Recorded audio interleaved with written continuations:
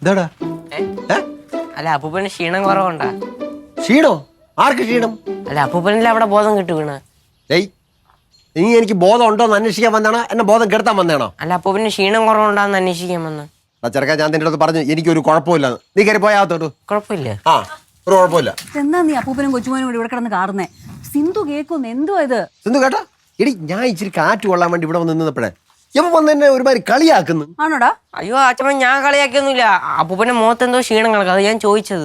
എന്റെ മുഖത്തിന് ഒരു കുഴപ്പവും ഇല്ല കേട്ടല്ല. ആ നീ കയറിപ്പോ. ചമ്മ നീ കയറിപ്പോ, ഞാൻ ചോദിച്ചോളാം. പോടാ. ഞാൻ പൊക്കോളാം. അതെ, നിങ്ങൾ എന്തിനാ ചെറുക്കനെ ഇട്ട് വഴക്ക് പറയുന്നേ? എടി പിന്നല്ല, മനുഷ്യ ഉണ്ണാതെ ഇവിടെ തലയ്ക്ക് പ്രാന്തെടുത്തിരിക്കുക. മണികണ്ഠ സാർ വീണ്ടും എന്നെ വിളിച്ചിരുന്നെന്ന്. അതിന് അങ്ങേര് ഇന്നലെ വിളിച്ച് കാര്യങ്ങളെല്ലാം പറഞ്ഞു തീർത്തല്ലേ? എന്തോന്ന് പറഞ്ഞു തീർത്തെന്ന്? അങ്ങേർക്ക് വീണ്ടും എന്റെ അടുത്ത് എന്തൊക്കെയോ പറയാനുണ്ടെന്നു. എനിക്ക് തോന്നുന്നേ അങ്ങേര് നിങ്ങളെയും കൊണ്ടേ പോവുള്ളൂ. അതെന്തൊരു വർത്താനോട് ഇത് നീ പറയുന്നേ? അല്ലാതെ പിന്നെ ഞാൻ എന്തോന്ന് പറയാനാ? അങ്ങനെ വെറുതെ വന്നിട്ട് അങ്ങ് പോട്ടെന്നേ. നിങ്ങൾ എന്തിനാ ഈ കിടന്ന് വെപ്രാളപ്പെടുന്നേ? എടി അങ്ങേര് ഇങ്ങോട്ട് വന്നു കയറിയായി സംഗതിയാകെ പൊളിയൂലേ. ഞാൻ എയർ മാർഷൽ ആണെന്നാണല്ലോ ഇവിടെ എല്ലാവരും പറഞ്ഞു വെച്ചിരിക്കുന്നത്.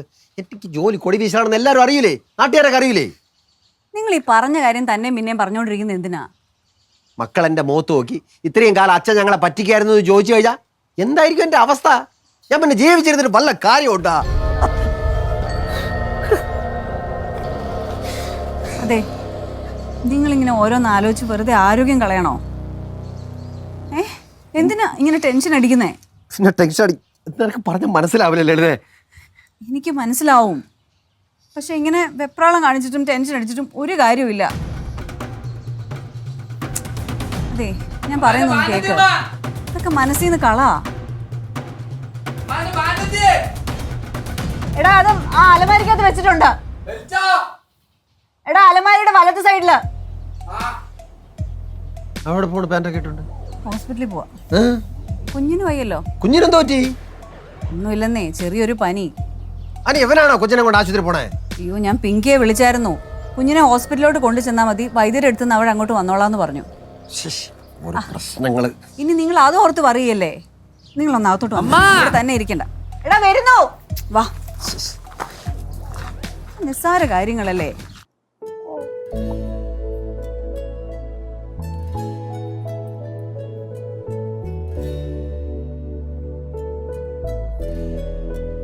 എന്ത് കണ്ണാ?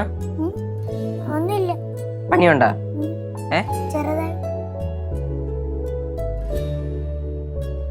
അല്ല നീ ഈ കൊച്ചിനെ കളിപ്പിച്ചോണ്ടിരിക്കണ്ട, പനി കൂടും. നീ ഇങ്ങോട്ട് മാറിയില്ലേ?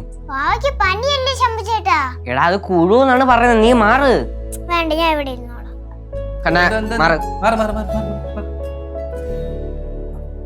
ഇപ്പഴേ കൊണ്ടുപോണ? പിന്നെ കൊച്ചിനെ ഹോസ്പിറ്റലിൽ കൊണ്ട് കാണിക്കണ്ടേ?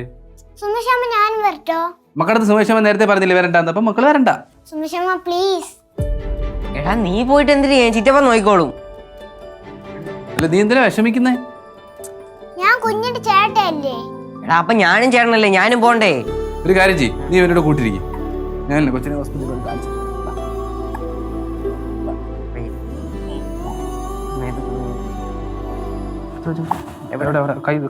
വിരിക്കടാ, അത് നോക്കടാ. പോട്ടെ വരാമേ. വിളിച്ചാ മതിയേ. വേണ്ട വേണ്ട വേണ്ട. ഞാൻ തീരുമാനിച്ചു. ഞാൻ പത്രസമ്മേളനത്തിന് ഇനി പോകുന്നില്ല എന്ന് ഞാൻ തീരുമാനിച്ചു.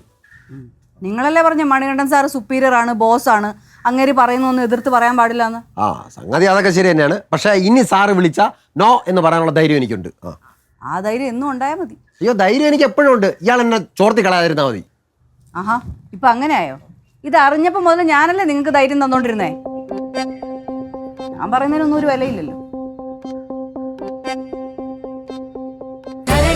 ഫ്ലവേഴ്സ് 9ാം വാർഷിക നിറവിൽ